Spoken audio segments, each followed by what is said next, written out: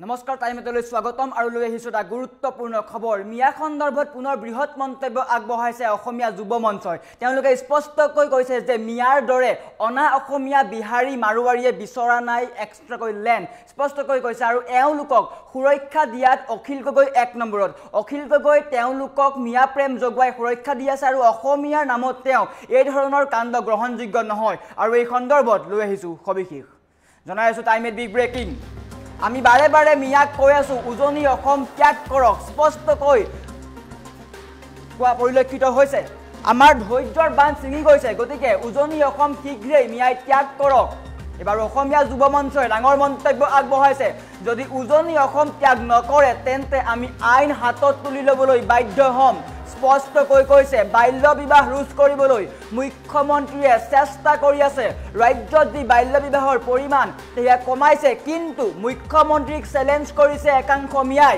পলুৱাই নিছে শিশুৰী অসমত মিয়াৰ দৰে মাৰুৱাৰী বিহাৰীয়ে নিজা লেণ্ড বিচৰা নাই মিয়াই যি ধৰণে লেণ্ড বিচাৰিছে সেয়া অনা অসমীয়াই বিচৰা নাই অনা অসমীয়াই অসমত ভাতৃত্ববোধ বজাই ৰাখিছে অসমীয়াৰ সৈতে অনা অসমীয়াৰ এটা সমন্বয় আছে বাংলাদেশী সুৰক্ষা দিয়াৰ নামত এক নম্বৰ অখিল গগৈয়ে নিজৰ স্বাৰ্থত এই ধৰণৰ কাম কৰি আছে ৰাজনৈতিক মুনাফাৰ বাবে অখিল গগৈয়ে চুমা খাই মিয়া প্ৰেম দেখুৱাইছে মিয়া প্ৰেম তেওঁ ধুবুৰী আৰু চেঙাত দেখুৱাইছে আৰু এই মিয়া প্ৰেমৰ প্ৰত্যুত্তৰ ২৬ শিৱসাগৰৰ জনতাই দিব অখিল গগৈৰ সাহসতেই মিয়াই পলুৱাই নিছে হিন্দু যুৱতী স্পষ্টকৈ অখিল গগৈক দোষাৰোপ কৰিছে অসমীয়া যুৱ মঞ্চই অখিল গগৈয়ে এই কাম কৰাৰ পিছত নিজকে অসমীয়া বুলি চিনাকি দিয়ে এয়া অসমীয়াৰ কাৰণে লাজৰ বিষয় অসমীয়া মানুহৰ বিপদৰ সময়ত অখিল গগৈ থাকে মিয়াৰ পক্ষত অসমীয়া জাতিৰ বিপদৰ সময়ত তেওঁ কিন্তু মিয়াৰ পক্ষ লয় অখিল গগৈয়ে নিজকে অসমীয়া বুলি পাহৰি গৈছে ৰাজনৈতিক মুনাফাৰ কাৰণে তেওঁ এই ধৰণৰ কাম কৰি আছে খিলঞ্জীয়া মুছলমানৰ সৈতে আমি ভাতৃত্ববোধ বজাই ৰাখিছো গতিকে খিলঞ্জীয়া মুছলমানসকলে মিয়াক আশ্ৰয় নিদিব তেওঁলোক অসমীয়া জাতিৰ কাৰণে বিপদজনক আৰু এই ৰণ যি এই উচ্ছেদ মিয়া এই যি ৰণ সেয়া কেৱল মুখ্যমন্ত্ৰী নহয় সমগ্ৰ অসমীয়া জাতিৰ আৰু এই সংবাদমেল পাতি এই বৃহৎ মন্তব্য আগবঢ়াইছে অসমীয়া যুৱ মঞ্চই শেহতীয়াকৈ নিশাৰ ভাগত আমগুৰিত এটা বৃহৎ কাণ্ড সংঘটিত হৈছিলে এগৰাকী হিন্দু যুৱতীক মিয়াই পলুৱাই নিয়া এটা খবৰ আহি পৰিছিল আৰু তাৰ পিছতেই খৰব হৈ পৰিছে অসমীয়া যুৱ মঞ্চ স্পষ্টকৈ কৈছে ৰাজ্যৰ মুখ্যমন্ত্ৰী ডক্টৰ হিমন্ত বিশ্ব শৰ্মাই ৰাজ্যত বাল্য বিবাহ ৰোধ কৰাৰ চেষ্টা কৰিছে কিন্তু তাৰ বিপৰীতে একাংশ মিয়াই মুখ্যমন্ত্ৰীক চেলেঞ্জ কৰি এই ধৰণৰ কাণ্ড কৰি আছে আৰু এই কাণ্ড কোনো অসমীয়াই গ্ৰহণ নকৰে ইয়াক গৰিহণাৰ যোগ্য গতিকে যিসকল মিয়াই এই ধৰণৰ কাণ্ড কৰি আছে তেওঁলোকৰ বিৰুদ্ধে আৰক্ষী প্ৰশাসনে ব্যৱস্থা গ্ৰহণ কৰিব লাগে বুলি স্পষ্টকৈ দাবী উত্থাপন কৰিছে অসমীয়া যুৱ মঞ্চই স্পষ্টকৈ কৈছে আৰু এইসমূহ কাম অখিল গগৈৰ দৰে একাংশ ব্যক্তিৰ কাৰণে কৰিবলৈ সুবিধা পায় তেওঁলোকে ৰাজনৈতিক মুনাফাৰ কাৰণে মিয়া প্ৰেম দেখুৱায় তেওঁ শিৱসাগৰৰ কথা চিন্তা নকৰে তেখেত শিৱসাগৰৰ বিধায়ক কিন্তু তেখেতে শিৱসাগৰৰ উন্নয়নৰ বিপৰীতে তেখেতৰ সেই সাহসিকতা দেখা পোৱা যায় ধুবুৰী আৰু চেঙাত তেওঁ মিয়া প্ৰেম দেখুৱায় এয়া আটাইতকৈ দুৰ্ভাগ্যজনক ঐতিহাসিক শিৱসাগৰৰ বিধায়কৰ কাৰণে এয়া আটাইতকৈ দুৰ্ভাগ্যজনক অখিল গগৈয়ে এজন অসমীয়া বুলি পাহৰি গৈছে অখিল গগৈয়ে এই কাম কৰাৰ পিছতে অসমীয়া বুলি চিনাকি দিয়ে এয়া কিন্তু অসমীয়াৰ কাৰণে লাজৰ বিষয় অসমীয়া মানুহৰ বিপদৰ সময়ত অখিল গগৈ অসমীয়াৰ সৈতে থাকিব লাগে কিন্তু তেওঁ ৰাজনৈতিক মুনাফাৰ কাৰণে মিয়াৰ পক্ষ লয়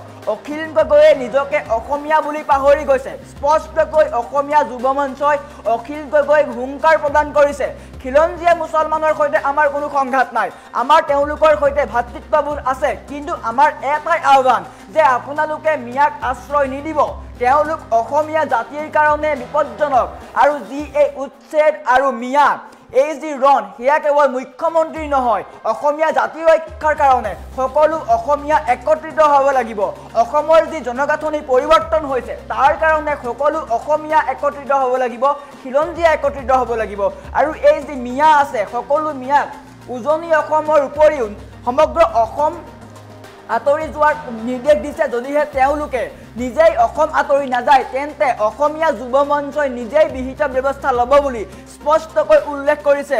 আৰু বাল্য বিবাহৰ ক্ষেত্ৰতো ডাঙৰ মন্তব্য আগবঢ়াইছে। যি সময়ত ৰাজ্য চৰকাৰে বাল্য বিবাহ ৰোধৰ কাৰণে বিভিন্ন পদক্ষেপ গ্ৰহণ কৰিছে, কিন্তু তাৰ বিপৰীতে একাংশ মিয়াই মুখ্যমন্ত্ৰী তথা অসমীয়াক চেলেঞ্জ কৰি এই ধৰণৰ কাণ্ড কৰি আছে, যি কাণ্ড কোনো অসমীয়াই গ্ৰহণ নকৰে স্পষ্টকৈ উল্লেখ কৰিছে।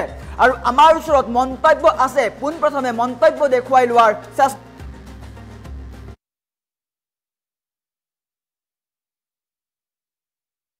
চাওক মুখ্যমন্ত্ৰী ডাঙৰীয়াই ইতিমধ্যে কৈছে যে মিয়া খেদক কিন্তু আইন হাতত কোনে নল'ব। কাৰণ কেলে আপোনালোকে দেখিলে যে যোৱা নিশা আমাৰ এজনী অসমীয়া ছোৱালী এটা মিয়া এটা লম্পটা পলুৱাই লৈ গুচি গ'ল। গতিকে আমি কিন্তু ধৈৰ্যবান ছিগি গৈছে। গতিকে আমি বাৰে বাৰে জনাই আছো যে এই মিয়াসকলক, এই অবৈধ বাংলাদেশীসকলক যে আমাৰ উজনি অসম এৰি গুচি যা। কিন্তু এটা চিধা কথা, স্পষ্ট কথা আপোনালোকৰ যোগেদি এটা কথা ক'ব বিচাৰিছো যে 14 আগষ্ট 15 আগষ্ট বুলি কথা নাই। আজিৰ পৰাই কিন্তু আমাৰ উজনি অসম ত্যাগ কৰ। আৰু উজনি অসম নহয়, উজনি নামনি বুলি কথা নাই। সমগ্ৰ অসমৰ পৰাই অবৈধ বাংলাদেশী কিন্তু নিজৰ দেশলৈ গুচি যা। চিধা কথা কৈ দিছো, স্পষ্ট ভাষাৰে কিন্তু কৈ দিছো। নহ'লে কিন্তু অনাগত দিনত বুলি কথা নাই, কিন্তু আইন হাতত তুলিবলৈ কিন্তু বাধ্য হ'ম। যিহেতু আমি দেখিছো কণমানি ছোৱালী 14 বছৰীয়া ছোৱালী এজনী লৈ গুচি গ'ল। আমাৰ সেইটো আমাৰ সন্দেহ হৈছে।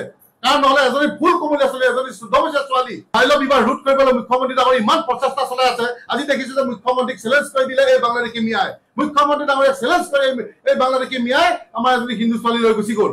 ক'ত গ'ল কি কথা নাপাত্তা। গতিকে আমি শিৱসাগৰ জিলা প্ৰশাসনক আমি 24 ঘণ্টা সময় দিছো যে এই মিয়াটোক ধৰি আনক, আৰু আমাৰ ছোৱালী কিন্তু আমাক যিজনী ছোৱালী নিছে সেই ছোৱালীজনীক কিন্তু ঘূৰাই আনক ব্যৱস্থা কৰক। অন্যথা কিন্তু আমি বাংলাদেশত গৈ বিক্ৰী কৰি দিব এই ছোৱালীজনী, আমাৰ যি সন্দেহ হৈছে।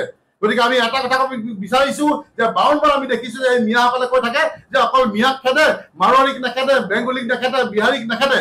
আৰে মিয়াসকল তহঁতি যেনেকে মিয়াৰ লেণ্ড দাবী কৰিছ, এই মাৰোৱাৰী লেণ্ড দাবী কৰা নাই, বিহাৰীয়ে বিহাৰী লেণ্ড দাবী কৰা নাই, বেংগলীয়ে বেংগলী লেণ্ড দাবী কৰা নাই। ভাতৃত্ববোধ বুজাই ৰাখিছে। কিন্তু আমি এটাই কথা ক'ব বিচাৰিছো, আকৌ বাৰম্বাৰ কৈ আহিছো যে আমাৰ খিলঞ্জীয়া যিসকল মুছলমানসকল আছে, আমাৰ সদায় তেওঁলোকৰ লগত এটা অটুট এটা মৰম চেনেহ, এটা সম্প্ৰীতি আমি বুজাই ৰাখিছো। গতিকে সদায় তেওঁলোকে সেই বস্তুটো আমাৰ বুজাই ৰাখক আৰু সদায় থাকিব। খালি এই বাংলাদেশী যি অবৈধ এইসকলক কিন্তু আশ্ৰয় আৰু নিদিব, আৰু আমি এটা কথাই ক'ব বিচাৰো সমগ্ৰ অসমবাসী ৰাইজক যে উজনি অসম বুলি ক'লে গোটেই সমগ্ৰ অসমবাসী ৰাইজক এটাই কথা ক'ব বিচাৰিছো যে কাইলৈ আপোনাৰ বাই ভণ্টিৰ এইটো গতি হ'ব যিটো গতি শিৱসাগৰ আমগুৰিত আমাৰ যোৱা নিশা হৈ গ'ল। গতিকে সজাগ হ'বলৈ আমি আহ্বান জনাইছো আপোনালোকক, যাতে আমি একেলগে মাৰ বান্ধি থিয় হ'ব লাগিব মুখ্যমন্ত্ৰী ডাঙৰীয়াৰ লগত। যি এই বিদেশী খেদা যি এটা প্ৰচেষ্টা চলি আছে, ধাৰাবাহিকভাৱে এইটো আগবঢ়াই দিব লাগিব। আমি আগতেও কৈছো যে লাচিতা যেনেকে মুগালক দৌৰাই খেদাইছিলে, আমাৰ মুখ্যমন্ত্ৰী যেনেকে হাতত পন্থা লৈছে, মুখ্যমন্ত্ৰীৰ লগতে আমিও এই বাংলাদেশীসকলক বাংলাদেশত থৈ লাগিব। এজন লব জেহাদী ওলাইছে অসমত, এজন লব জেহাদী আছে, নামটো হৈছে এই জেহাদীজনৰ অখিল গগৈ। তেওঁক দেখিবলৈ পাইছো চুমা খাই উচ্ছেদিত মহিলাৰ লগত যিটো প্ৰেম আৰম্ভ কৰিছে, এই প্ৰেমেৰে কিন্তু তেওঁ শিৱসাগৰৰ পৰা এবাৰ জিকিব নোৱাৰিব। তেওঁ ৰাজনীতিক মুনাফাৰ কাৰণে অসমীয়াৰ স্বাভিমানৰ বুকুত যিটো প্ৰচণ্ড গুৰ মাৰিছে অখিল গগৈয়ে। তেওঁ সিদিনা সংবাদমেলত কৈছে তেওঁ হেনো অসমৰ 1 নম্বৰ সংগঠন, তেওঁ সংগঠনটো হেনো 1 নম্বৰ সংগঠন। 1 নম্বৰ সংগঠনে এনেকে বাংলাদেশী মিয়াক বুকুৰ মাজত খাবতি লোৱা দেখাৰ পিছত মই নিজকে এজন অসমীয়া বুলি কোৱাৰ পৰা মোৰ যেন কৰবাত শংকা অনুভৱ হৈছে যে এনেকুৱা ধৰণৰ 8 শ্ৰেণীৰ মানুহে যদি এনেকুৱা ধৰণৰ বাংলাদেশী মহিলাক বুকুৰ মাজত সোমোৱাই যদি এনেকুৱা ধৰণৰ কথা কয়, এনেকুৱা ধৰণৰ বদনৰ কাৰণে আমি যেন আজি কৰবাত এই আজি শিৱসাগৰ এই নাজিৰাত আজি যিটো ঘটনা হৈছে, আমগুৰিত যিটো ঘটনা হৈছে, এজনী ছোৱালী পলুৱাই লৈ গৈছে, কাৰ সাহসত নিছে এই কণমানি ছোৱালীজনী এই মিয়াটোৱে? অখিল গগৈ সাহসত নিছে। অখিল গগৈ এনেকুৱা ধৰণৰ কামৰ পৰা বিৰত থাকক। তেওঁ হেনো 1 নম্বৰ সংগঠন। কোন ফালৰ পৰা 1 নম্বৰ? বাংলাদেশী সুৰক্ষা দিয়াৰ নামত 1 নম্বৰ সংগঠন নেকি প্ৰশ্ন কৰিছো। আৰু অখিল গগৈয়ে যেতিয়াই অসমীয়া মানুহৰ বিপদ হয় তেতিয়াই তেওঁ বাংলাদেশীৰ পক্ষ লয়, যেতিয়াই বিপদ হয় তেতিয়াই তেওঁ বাংলাদেশীৰ পক্ষ লয়। এনেকুৱা ধৰণৰ বদনবিলাকক আমি চিনাক্ত কৰি আমি সকলোৱে একেলগে ব্যৱস্থা কৰিব লাগে। আৰু এই ৰণখন অকল মুখ্যমন্ত্ৰী হিমন্ত বিশ্ব শৰ্মাৰ ৰণ নহয়, এইখন আমাৰ অসমীয়া জাতিটোৰ স্বাভিমানৰ ৰণ কিবা এটা দলৰ আমচুনে বামচুনে কি নাজানো সিহঁতৰ দলৰ নেতাই কৈছে যে অহাবাৰ হেনো ইহঁতে লোকপিয়লত অসমীয়া নকব আৰু অনতি পলমে মই ভাবো চৰকাৰে ইয়াৰ ওপৰত ব্যৱস্থা ল'ব লাগে আৰু অখিল গগৈ ডাঙৰীয়া আপুনি এনেকে উজান দি নাথাকিব অসমীয়া জাতি শেষ কৰাত উজান দি নাথাকিব আপুনি নিজকে অসমীয়া বুলি পাহৰি গৈছে আৰু মই এটা কথা স্পষ্ট ভাষাৰে কৈ দিছো যদি লাজ আছে শৰম আছে নিজকে যদি ইমান ডাঙৰ জাতীয়তাবাদী নেতা আপোনাৰ আঙুলিৰ ধাৰত কোনো অসমীয়া সংগঠন নচলে অসমীয়া যুৱ মঞ্চৰ পৰা স্পষ্ট কৰি দিয়া আছে অখিল গগৈক আমি ভয় নকৰো অখিল গগৈ কিহৰ দাদাগিৰি অখিল গগৈ দাদাগিৰি কৰিব লাগিছিলে বাংলাদেশী মিয়াৰ লগত কিন্তু তেওঁ প্ৰেম কৰিছে জাহাদ কৰিছে তেওঁ এতিয়া প্ৰেম বাংলাদেশী উচ্ছেদিত মহিলাৰ লগত গতিকে আমি স্পষ্ট ভাষাৰে কৈছো